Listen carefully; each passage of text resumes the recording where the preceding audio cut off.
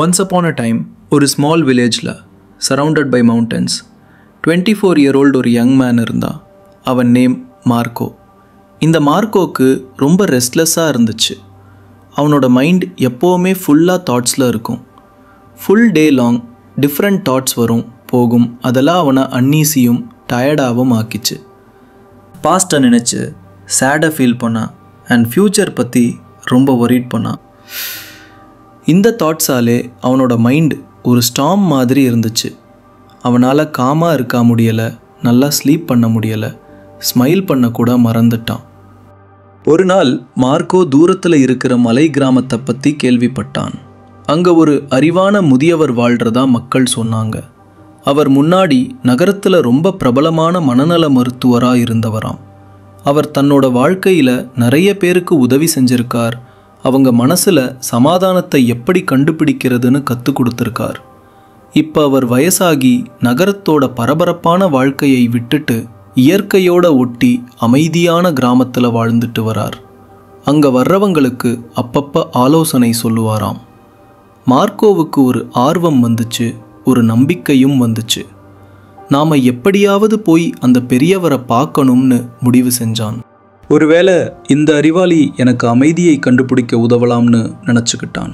பல நாள் நீண்ட சோர்வான பயணத்துக்கு பிறகு மார்க்கோ அந்த மலை கிராமத்தை அடைஞ்சான்.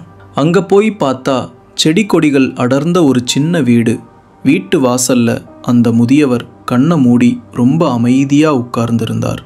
மார்க்கோ மெதுவாக அவர்கிட்ட போய், தாத்தா, என்னோட மனசு ரொம்பவும் சஞ்சலமாக இருக்கு. என்னால் யோசிக்கிறத நிறுத்தவே முடியல. எனக்கு மன அமைதி வேணும். நீங்கள் எனக்கு உதவ முடியுமான்னு கேட்டான். அந்த பெரியவர் மெதுவாக கண்ணை திறந்து அமைதியாக சிரிச்சார். ஓஹோ, நீ அமைதியை தேடி வந்திருக்கியா? அப்போ என்னோட வா, உனக்கு ஒரு சின்ன வேலையை கொடுக்கிறேன்னு சொன்னார். அவர் மார்க்கோவை தன்னோட சின்ன முற்றத்துக்கு கூட்டிகிட்டு போனார். அப்புறம் ஒரு கண்ணாடி டம்ளரில் முழுசாக தண்ணி நிரப்பினார். அது எந்த அளவுக்கு நிரம்பி இருந்துச்சுன்னா சின்னதாக அசைஞ்சா கூட தண்ணி சிந்தும். அந்த டம்ளரை மார்க்கோ கிட்ட கொடுத்து, இங்கிருந்து கிராமத்தோட எல்லை வரைக்கும் நடந்து போயிட்டு அப்புறம் இங்கேயே திரும்பி வா. ஆனால் ஒரு துளி கூட தண்ணியை சிந்தக்கூடாதுன்னு ஞாபகம் வச்சுக்கோன்னு சொன்னார். மார்க்கோ ஆச்சரியமாக பார்த்தான்.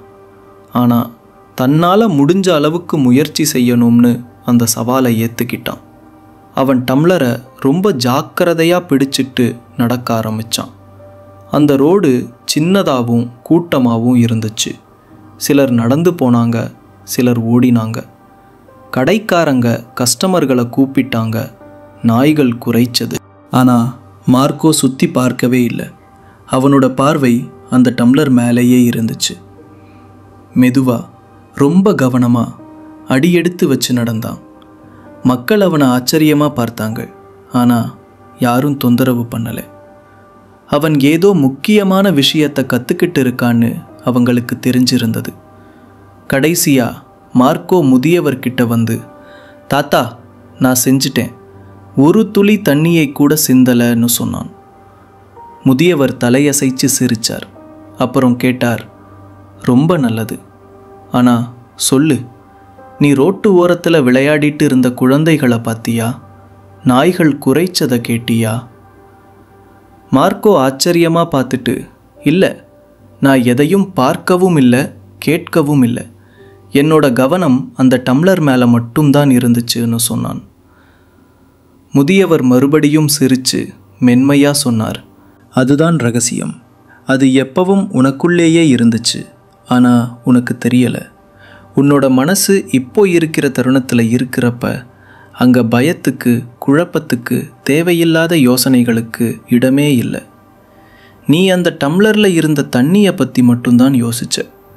அந்த நேரத்தில் உன்னோட மனசு முழுசாக அமைதியாக ஆயிடுச்சு.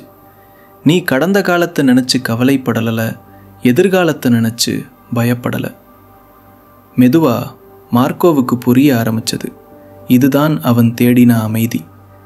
அமைதிங்கிறது நாம் வெளியில் கண்டுபிடிக்கிற விஷயம் இல்லை. நாம் நிகழ்காலத்தில் வாழும்போது அமைதிங்கிறது ஏற்கனவே நமக்குள்ளே இருக்குது. மார்க்கோ தலையை குனிஞ்சு மெதுவாக சொன்னான், தாத்தா, இப்போ எனக்கு புரிஞ்சிருச்சு. என்னோட மனசை அமைதிப்படுத்தணும்னா இந்த தருணத்திலேயே என்னோட மனசை வச்சிருக்கணும். அப்பதான் உண்மையான அமைதி வரும். முதியவர் மறுபடியும் சிரிச்சார். சூரியன் மறைய ஆரம்பிச்சது. கடைசி வெளிச்சம் தரையில் பட்டுச்சு. பறவைகள் எல்லாம் அவங்க கூட்டை நோக்கி பறந்து போச்சு. மார்க்கோ தன்னோட வீட்டுக்கு திரும்பி நடக்க ஆரம்பிச்சான். ஆனால் இப்போ அவன் முன்ன இருந்த சஞ்சலமான இளைஞன் இல்லை. அவன் மாறி போயிருந்தான். அவனுக்குள்ள அமைதி இருந்துச்சு. ஏன்னா அவனோட மனசை எப்படி கட்டுப்படுத்தணும்னு இப்போ தெரிஞ்சுக்கிட்டான்.